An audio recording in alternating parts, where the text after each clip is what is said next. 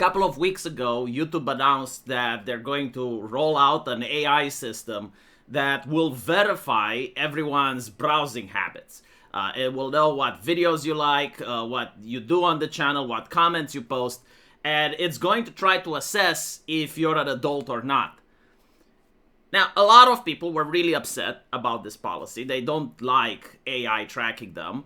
And also, if the AI fails to assess correctly that you're over the age of 18, it will ask you to dox yourself. It will ask for an ID.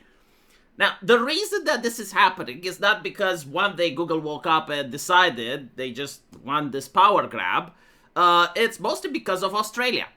So here you have a post from an Australian MP, which claims that in 100 days, our social media ban for kids under the age of 16 begins.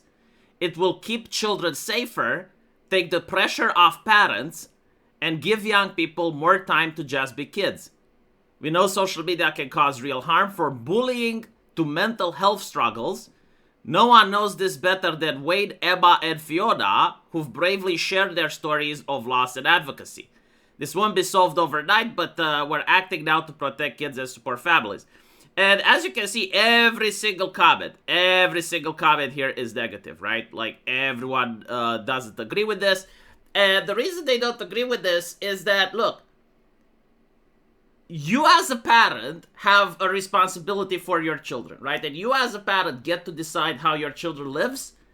But when you as a parent get to decide what other children do, that's unacceptable. Because that's communism, right? It's not your children. Your children are the ones you made. Other people's children are other people's children. So a boundary has to be set. The Australian government has no such boundary. They actually believe that Wade, Emma, and Fiona knows best what's better for your child than you yourself. And what I mean by this, like when it comes to social media, for some parents, they may notice that their kid is pretty well developed to use social media at the age of 15. For other parents, they may consider that even at the age of 20, the child is still incapable of using social media properly. And then the parent can say, look, when you have a job, you get to buy a computer, and you're going to live the way that you think is good, but while you're under my roof, you live under my rules. Okay? So parental controls in our timeline exist. They are more advanced than they have ever been in human history. It shouldn't be up to the government to protect people's children and rescue them from parenting. And this is what most people agree with. People from my generation, people on the internet that have already been fucked by the government during COVID, and they have already been fucked by the government during other policies. And so they don't trust the government. Like, there are even individuals that do believe that, okay, maybe social media shouldn't be available for kids under the age of 16, but they don't trust that the government is the entity to do it. They think that the government has ulterior motives. Like, for instance, the abolition of privacy on the internet. This is something that the government has tried to do since 2016. The abolition of private messaging, of encrypted communication. This is something that the government has been trying to do for a long time. And so it's genuinely bizarre for me, and I hate making this video on his birthday, but yes, apparently today is Sargon's birthday, as well as Keir Starmer's birthday, right? So I didn't want to make this video, but like, when I see Sargon saying I support this, it's like, my brother in Christ, most of my political ideology that I've learned is from you, right? Before you went to a university and got mentally fucked by the academics. The Sargon of the Old would never have supported this, because the Sargon of the Old was a man capable of changing and dominating his environment. When he was in his household, he was capable in controlling his children not to go on social media. He didn't require the Australian government to parent for him.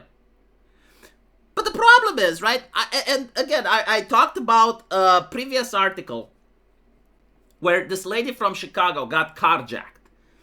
And she goes on social media, she shows the bruises on her arm, and she says that she doesn't want red hats to come into her city to fix it.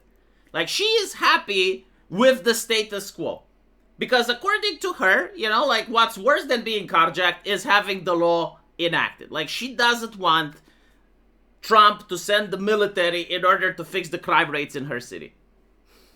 And I'm looking at this, and I'm trying to decouple myself from any emotion and just trying to logically assess the situation. What do you do if you have a place where the victims actually like being victimized? Right? Like, usually when you think about a city, you think that the criminals are the bad guys, the victims are the innocent, and it would be just to try and rescue the victims and to imprison the criminals. But what do you do when you try to do that and the victims are saying, no, you're oppressing us if you do this. No, like, we want to live like this. Like, this is our decisions. We created this. We're happy with the way things are. And then you have a city where, like, the criminals enjoy doing crime and the victims enjoy being criminalized. And this is like a genuine philosophical question, right? Like, if people like living like this, how can you improve their life? Like, do you even have a right? Like, if you don't live in that city, right?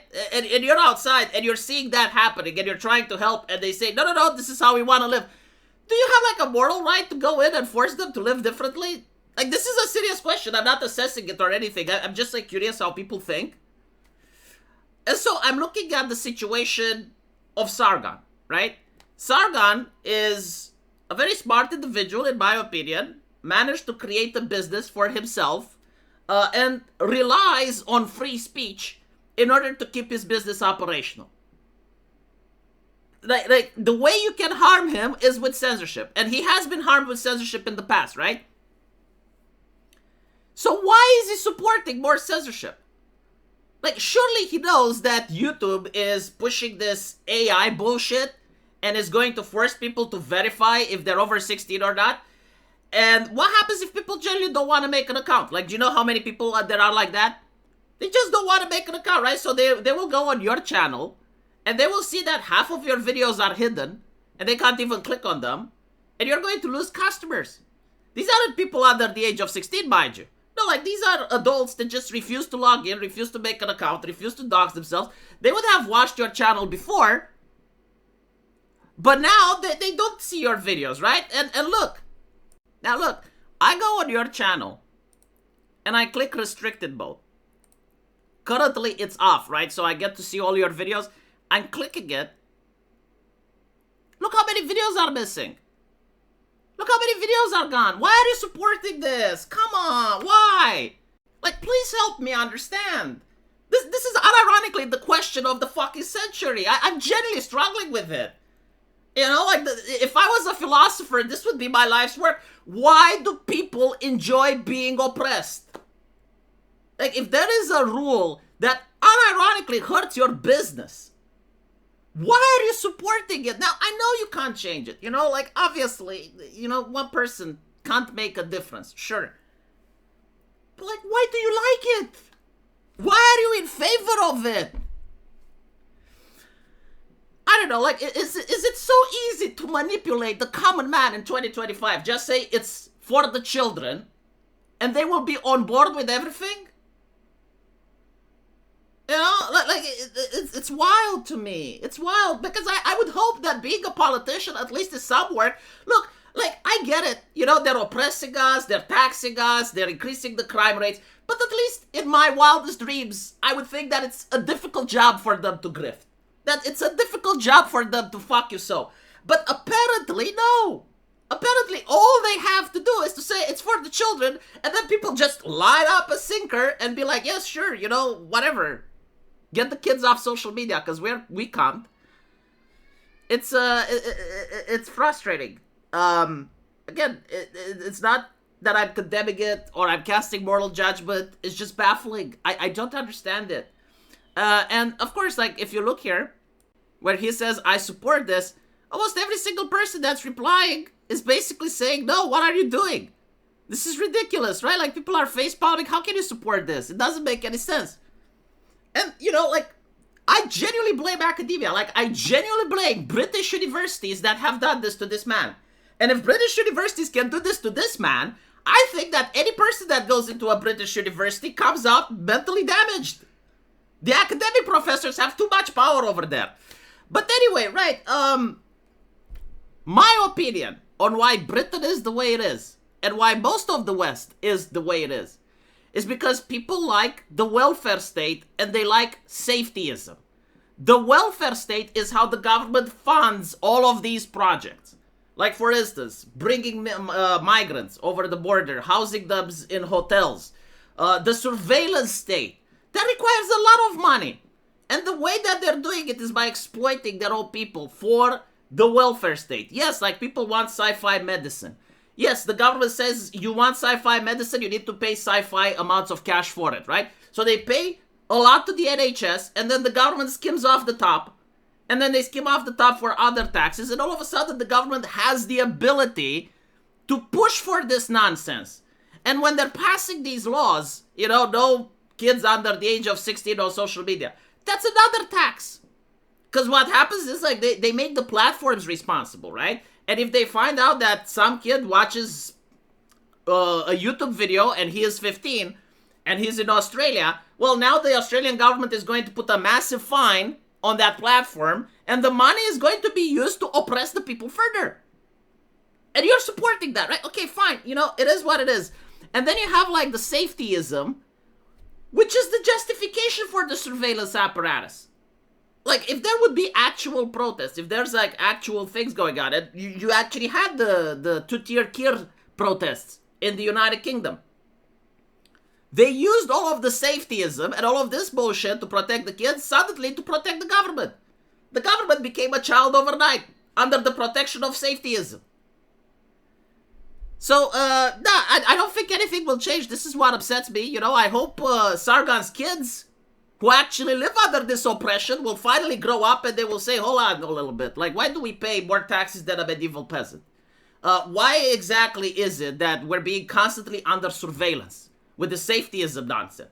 And either they will have the common sense to leave the country, or they will have the common sense to have a change. I don't know. Something will happen at some point. I do think that this is breaking the internet. Anyone that supports this is in favor of breaking the internet and is against their own interests.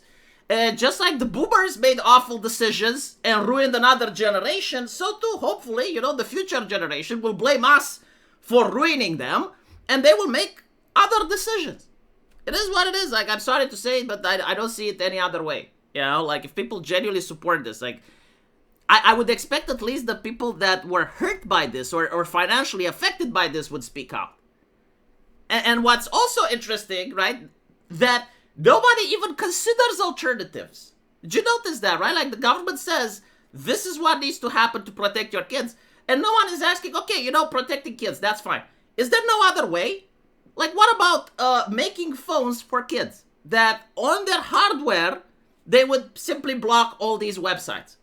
And so, like, the block wouldn't be nationwide, it would be device-wide, right? So, like, you sell phones specifically for kids, and only the kids are unable to access the websites. And that way, adults don't have to dox themselves, privacy can remain on the internet, platforms can't be held responsible, right? Wouldn't that be a better system?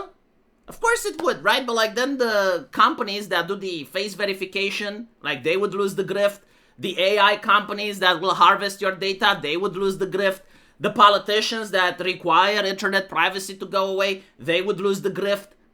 And then you have people like Sargon and Academic Age and many others, like people that I would never expect because, like, they're the ones directly influenced by this, saying, oh yeah, no, this is a good thing, don't complain. Awful. Just awful. Again, I blame the academia. Let me know what you guys think, and I'll see you in the next video. Take care.